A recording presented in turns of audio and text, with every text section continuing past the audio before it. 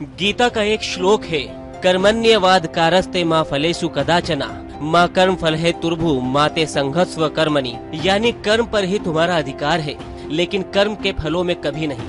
हाल ही में प्रदेश में आरएएस की परीक्षा का परिणाम आया है, जहां पर कई बेटियां और बहू आरएएस बनी है, तो कहीं यही परिणाम विवाद की वजह भी बना। हम यहाँ हाल के शिक्षा मंत्री के परिजनों वाले विवाद की बात नहीं कर रहे, हम यहाँ बात कर रहे हैं साल 2013 में आए आरएएस के परीक्षा परिणाम की। साल 2013 में एक बेटी ने अपने हौसलों की उड़ान को पंख देने के लिए प्रदेश की आरएएस परीक्षा दी। उसने परीक्षा पास भी कर ली। चलिए पहले 2013 में आरएएस की परीक्षा पास करने वाली उस लड़की का नाम बता देते हैं। नाम है उषा देवी। उषा यानी भोर, यानी दिन की शुरुआत। उषा भी परीक्षा पास कर अपनी उड़ान की शुरुआत करना चाहती थी, तभी उषा की शादी तय हो गई। ससुराल वालों को लगा कि उनकी बहू एसडीएम बन जाएगी, लेकिन कहते हैं ना, कर्म पर ही तुम्हारा अधिकार है लेकिन कर्म के फलों पर कभी नहीं। उषा के साथ भी कुछ ऐसा ही हुआ, लेकिन अब शादी के बाद उषा के साथ क्या हुआ, ये उषा की ही जुबानी सुन लीजिए। शादी से पहले मैंने एमएससी प्री क्लियर कर लिया था, उसके बाद में आरएएस मेंस हुआ जिसमें मेरा सिलेक्शन नहीं हुआ। मेरे ससुराल वालों को लगा कि ये एसडीएम बहू मिलेगी, पर मेरा मेंस में सिलेक्शन नहीं हुआ तो उनका बिहेव एकदम से मेरे प्रति चेंज हो गया। सब मेरे को एकदम से टॉर्चर करने लग गए। मेरे ससुर जी ने तो एकदम से कह दिया कि इसके टुकड़े टुकड़े कर दो, ये इसके कुछ नहीं है, ऐसी लड़की है, इसको पहनने का ओढ़ने का कोई सेंस नहीं है। वहीं मेरे नंदोई हैं, उन्होंने मेरे को बोला कि ये तो मानसिक रोगी है जिसका कभी इलाज भी संभव नहीं है। मेरे पति भी ऐसे ही, उनके आगे कि तुम पढ़ाई में बिल्कुल भी ऐसे टाइम पास करती हो, ये सब चीजें कहते रहते, और फिर बोले कि तेरा किसी में भी सिलेक्शन नहीं होगा, तुम पढ़ी लिखी अनपढ़ हो।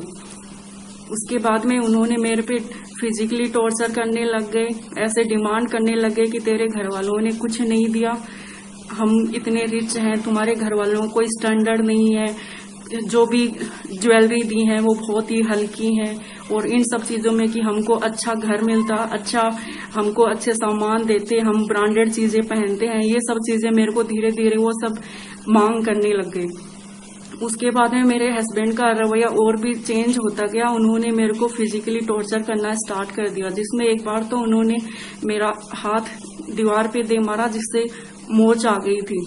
इसी तरह एक बार मेरे ससुर, सास ससुर सभी ने ऐसे वही ताने पे ताने देते रहते कि नहीं तुम कुछ नहीं कर सकती, तुम्हारा कुछ नहीं हो सकता, वो सब चीजें।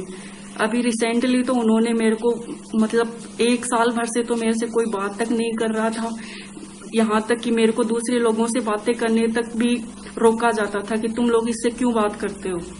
और अभी इन सब चीजों को करते हुए मेरे को घर से निकाल दिया और एकदम से मैं बहुत दुखी हूँ, समझ में नहीं आ रहा। उषा के पति बुगाला निवासी विकास पॉलिटेक्निक कॉलेज में पढ़ाते हैं। उषा ने अपने पति, सास ससुर और 2 अन्यों के खिलाफ मामला दर्ज करवाया है। बुगाला निवासी एक महिला ने कोर्ट से इस्तगासे से प्रकरण दर्ज करवाया है। मैं आरएएस का एग्जाम क्लियर नहीं कर पाई, इसलिए मुझे मेरे ससुराल वालों ने प्रताड़ित किया है। उस पर मुकदमा दर्ज करके और इन्वेस्टिगेशन किया। वो जो इस्तगासे में उसने ससुराल पक्ष के नाम लिखे हैं, सभी पर इन्वेस्टिगेशन। 21वीं सदी में जब महिलाएं आधी आबादी का दर्जा पा चुकी है, पुरुषों से कंधे से कंधा मिलाकर चल रही है, यहाँ तक कि वर्तमान में चल रहे जापान के ओलंपिक गेम में पहला मेडल भी एक महिला ने ही अपने नाम किया। ऐसे में देश में दहेज के नाम पर महिलाओं के साथ अत्याचार की कहानी उषा पर ही खत्म नहीं होती। फिलहाल तो पुलिस ने मामला दर्ज कर लिया है, अब जाँच होगी, मामला दर्ज होगा और होगा कार्रवाई का इंतजार।